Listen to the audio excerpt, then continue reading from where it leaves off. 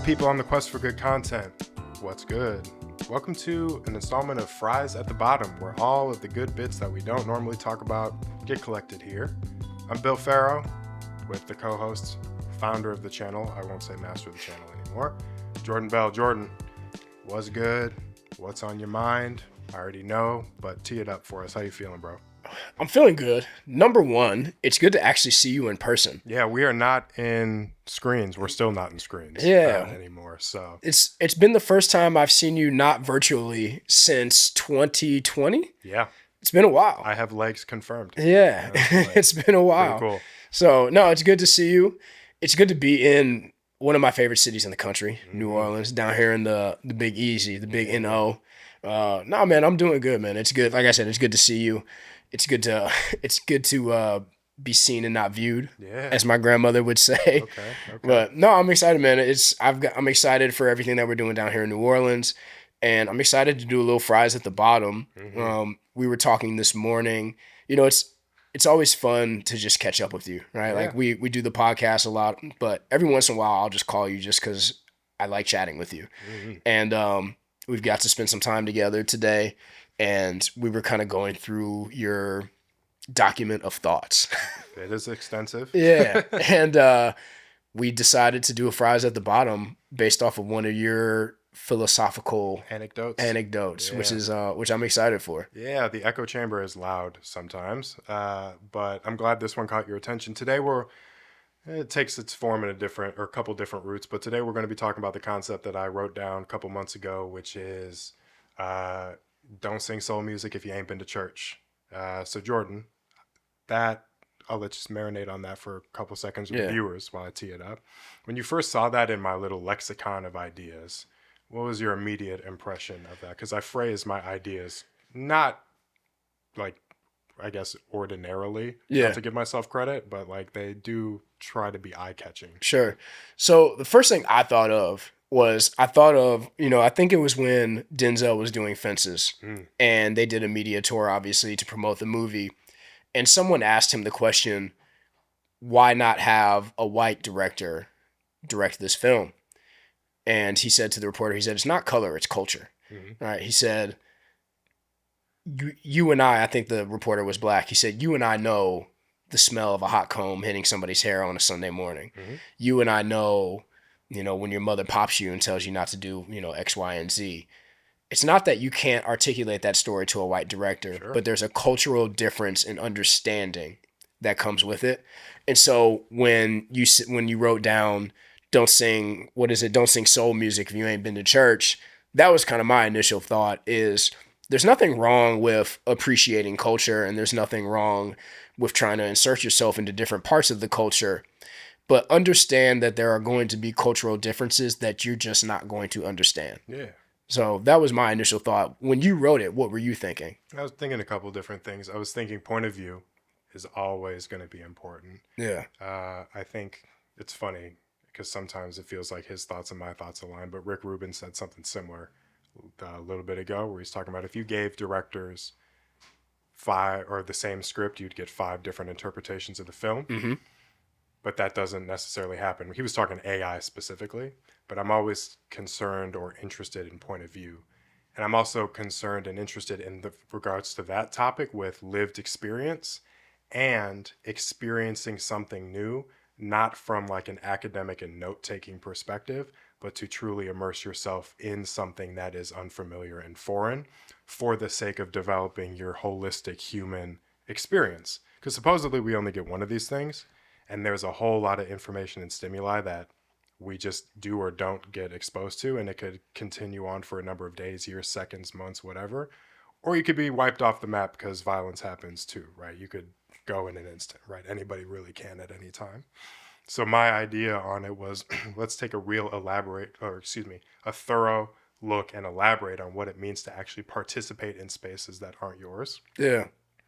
And also use those to inform your human experience to create a holistic lived life. Yeah. Okay. And I think maybe one of the reasons that particular thought of this long document of yours that this one caught my eye is we're in New Orleans. Yeah. And I think one of the coolest things about New Orleans is There's no other place in the country like it. Yeah. And you can come down here and you can get so many different cultural experiences in the city of New Orleans. You can get a little bit of Creole. You can get the Bourbon Street feel, right? There's so many different music scenes that you can get into down here with hip hop and jazz and blues and soul music. And to come to New Orleans and not take time to appreciate that is almost a disrespect to the city, Yeah. right? And so that's kind of what we're talking about is like, embrace yourself into different cultures. Try and take the time to get that understanding of what other people are trying to experience, because we all experience life through a different lens, and there's no right or wrong way to do it. But part of being a human and going through that experience is trying to get an understanding of everyone else's lens. Yeah. And also just not taking from these things. Of course. One of my favorite phrases, or I guess questions, is like, what have you grown in your shade? So if you have the opportunity to influence, change somebody's thinking, or just offer a new perspective, that is your soil to cultivate and try to grow. Now, some people have really barren soil because they take and they take and they don't rotate their crops. Same thing is growing. So the same nutrients are being sapped from the same plot of dirt over and over and over, which happens in actual farming when you don't rotate your crops. Yeah. Right. And so it's like, really, what are you cultivating and growing when you walk into something new? Now, this is not like a new idea. People could say, I guess an insult that goes around a lot these days is calling somebody a colonizer because they go into spaces and they take. I'm not necessarily talking about that. I'm talking about you as an individual informing your lived experience so you can make it. So when you're on your deathbed and whatever form of the afterlife you do or don't believe in is coming, you have a moment of reflection and go, I actually gave more than I took, because that means the soil is fertile and more fertile for the people who are coming after me, which is literally what this whole human species is supposed to be doing. And I think for the first time in history, it's pretty well documented that we are not doing that. Global warming, we're not going to debate whether you believe in it or not. Right. Just like global warming, environmental factors, race relations, socioeconomic gaps getting as big as they are, or the highest in documented history, wealth gap, things of the like. There is a lot of taking, there is a lot of hoarding, which means that we are actually not sharing cross-culturally, cross-generationally, in terms of religion, whatever the case may be. And now we have a real lack of human understanding that's actually permeating our spaces, leading to like anti-intellectualism in a real way. Yeah. Which is pretty stunning to see, considering by now we were supposed to have flying cars. Right. The Jetsons was a cartoon. We're getting close, right? Yeah. Tesla's right around the corner with that. Yeah. He's more worried about his stock price at the moment. Not trying to shout out Tesla by any means. But what I will say on that is the Jetsons cartoon was like in the year 2000 or something like that. Right. And they had flying cars. Yeah. And we don't. We're not there yet. You said something interesting, like the idea of not taking more than you give, right? Which is probably a fundamental thing as humans that we should try and strive for. Sure.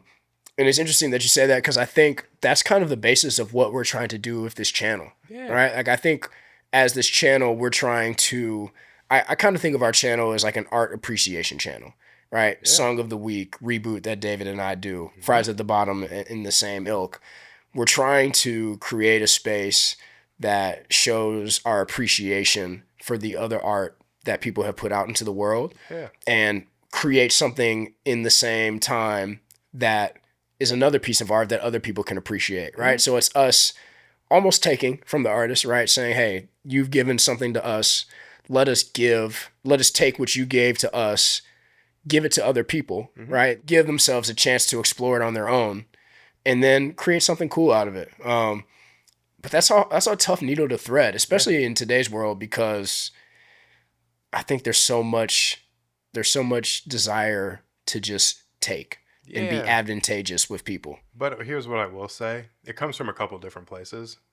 This is a time of mass scrutiny. Yeah. 100% doesn't exist is something that I also say. I swear to God, I'm not trying to quote myself. No, go for it. Go for it. 100% does not exist, meaning that no matter what you do, you say hello to somebody, they get mad that you didn't say hello to somebody else, or somebody feels excluded or whatever. right? You make a meal for 4, but a guest comes up and now you got a meal for 5. It stresses people in a lot of ways. No matter what your output is whether it's intended to be beneficial or malicious, somebody somewhere is going to get pissed off about it, which means you have to defend yourself. So if the walls of Jericho are always up and they're not going to be coming down because you have to defend what's yours in this time where disparity of all kinds is increasing and people's tensions, at least in the United States, are rising and rising and rising, you actually don't necessarily get reminded to have a reflective individualistic moment on how can I make sure I'm adding more or adding more water to the well or adding more water to the soil. Yeah. Right? So I can't fault people in the midst of their what seem to be endless stresses for not being able to return to this headspace. But also, if you're going to be in spaces, you have an obligation to return to these headspaces and think critically. So let's go back to the metaphor of like church, right?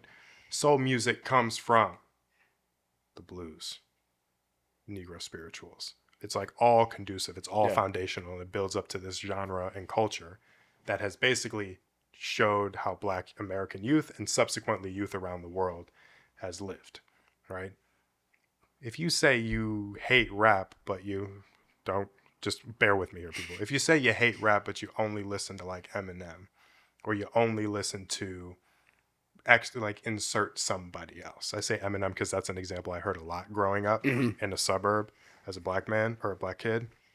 I don't really like rap, but I like Eminem. Or rap is only about drugs and violence and smacking bitches and fucking hoes and this, that, and the third. But you ignore the fact that some of the greatest contributors to the genre started off as political activists. Yeah, political activists, thank you. And Fight the Power was the #1 song that caused people of all cultures, all genres, all upbringings, all races to organize for the sake of the have-nots. And that created real institutional fear and instability. Then you're just ignoring a part of history. And it's not just hip-hop. It's metal music. It's rock music. It's the Black Panthers. It's people coming together because they know that there's a need to be filled. Yeah. But you can't participate in these things if you've never been to church and you've never heard people in unison who have the crystallized version of the vision sing. Yeah.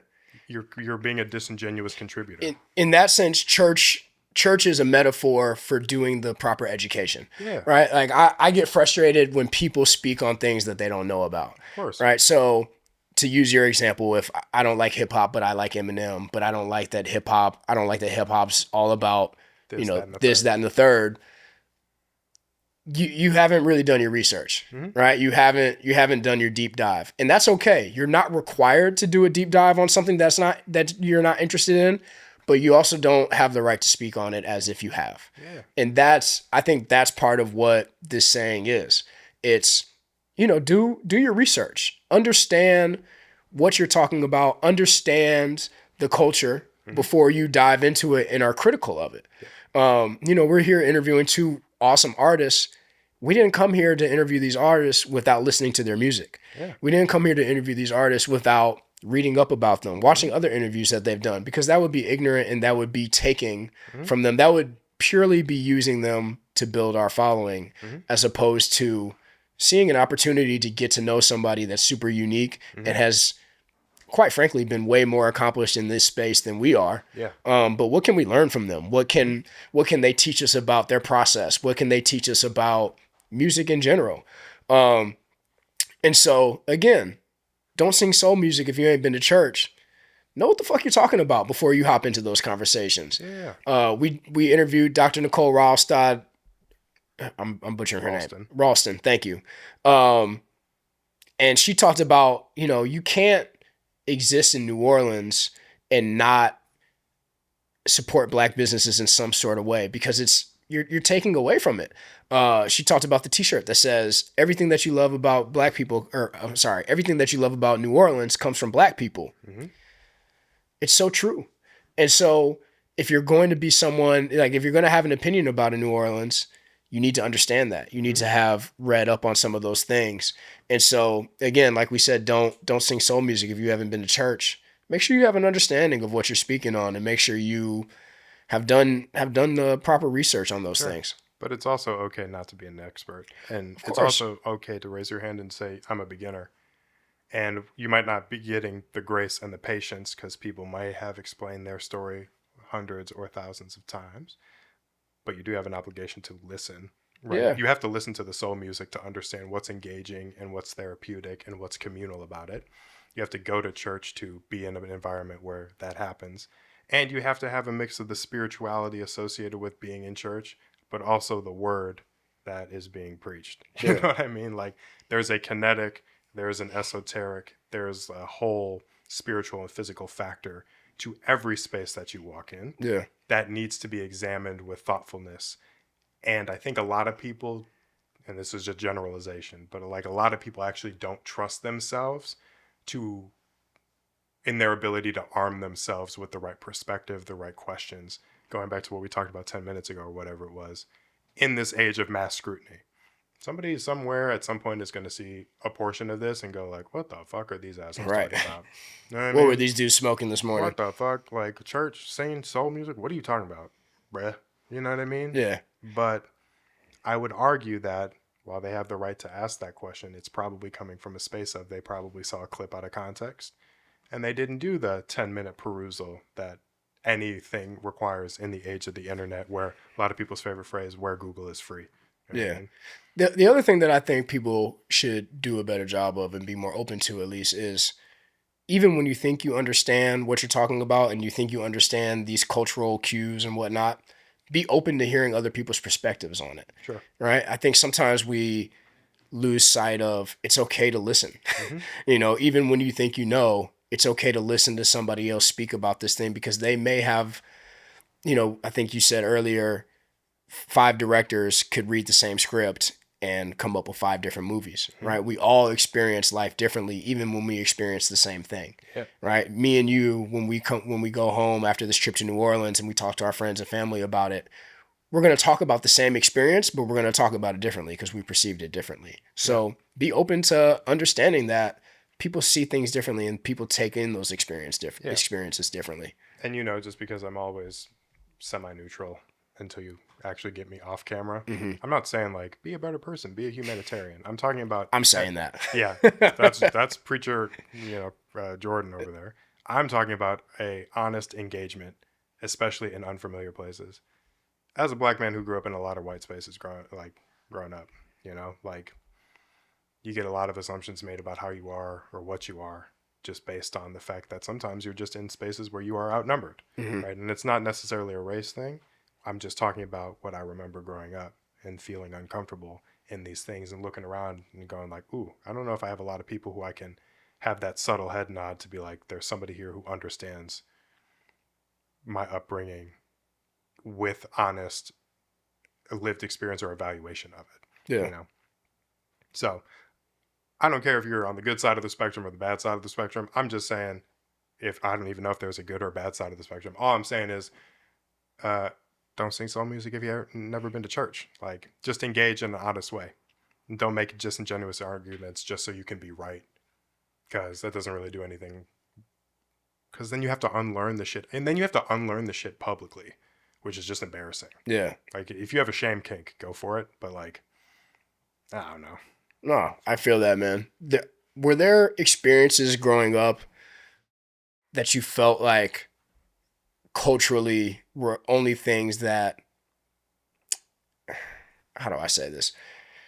Did you feel like you went through things growing up that only could be understood through the lens of someone that was African American?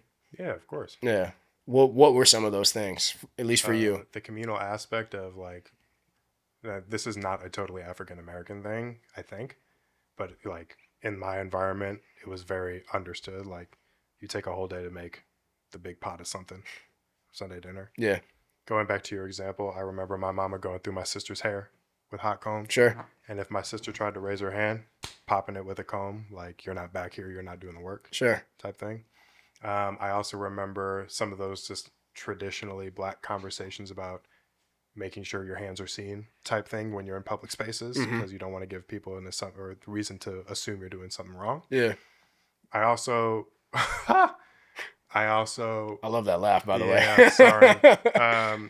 My dad once told me when I was a kid, like, Bill, are you aware of how much eye contact you make with people? Because it's really intense. So I'm a big guy making a lot of eye contact with people who are on a percentage basis smaller than me, Mm-hmm. even when I was a kid. And that is like inherently threatening. And so like be aware of that, how you're being seen type thing. Yeah. Which is goes into the black experience of how you are perceived, no matter where you go or what you do. Right. Yeah. When I think of my life experiences that were uniquely black, I almost always think of things that were around church. Yeah. Right. So I'm a pastor's kid. Yeah. And there were always those experiences that, the choir practice, simple things, choir practice. Yeah. You spoke on Sunday dinner. Like Mhm. there was Sundays with my father were very much church, Yep. football, Card dinner, games. right? Yep. Card games, Yep. dinner. And yeah, there were things that, I also grew up in a sense where I was in a lot of white spaces a lot also.